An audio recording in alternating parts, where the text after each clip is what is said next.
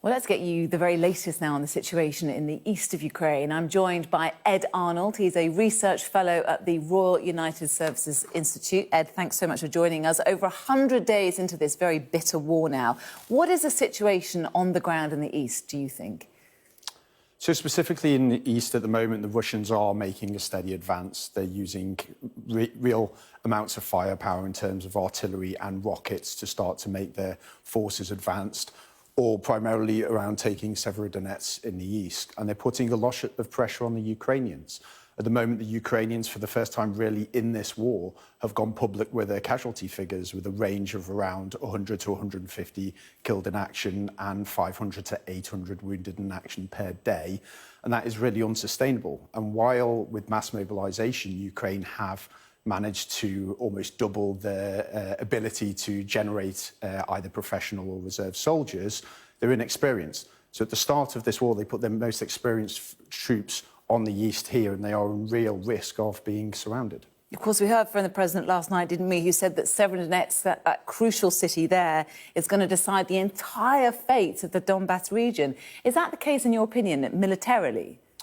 From a military perspective, it's a bit more complicated than that in terms of it is very important at the moment, and that is the real focus of the fighting. But the Ukrainians are choosing to fight forward of the positions and really make sure that the Russians have to fight street by street for Severodonetsk and indeed any of the population centres that they want to take. It's a choice that they're making. They put in a short counteroffensive this weekend, which was unsustainable. And why? Well, they need time. So the Western forces have donated rocket systems which have a greater range and greater effectiveness, and then some of the more advanced artillery systems are starting to come into play. But being counteroffensive it's about a mindset which the Ukrainians have, but they need the capability, and they need to back up that capability also with manoeuvre forces, which they don't have. So at the moment, they're trying to fight the Russians on the east of the Svirtsky Donetsk River to really slow their advance. At some point, they will have to withdraw because they need to keep these forces alive and probably start to push back to Lysychansk, which has higher ground, it's more easily defended. And they also need to then force the Russians to make a contested river crossing, which they tried about 4 weeks ago, and they lost a battalion tactical group trying to cross the river. We've also had some updates from the UK's Ministry of Defence. Let's have a look at those now. They say that the Russians are on manoeuvres elsewhere in the east. So what's going on there, do you think?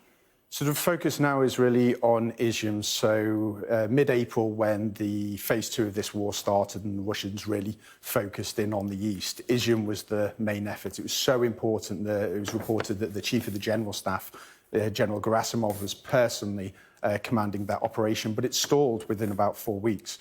However, it seems that they've started to push on with that axis more, and they're assessed to be about 27 kilometres to the southeast now. Why is that important? That if they can get momentum into their operations and start to push forward, then they're actually in a much better position to try and encircle the forces that are still within the east. And like I said, the Ukrainians really need to keep these forces alive because they're very important to the overall effort.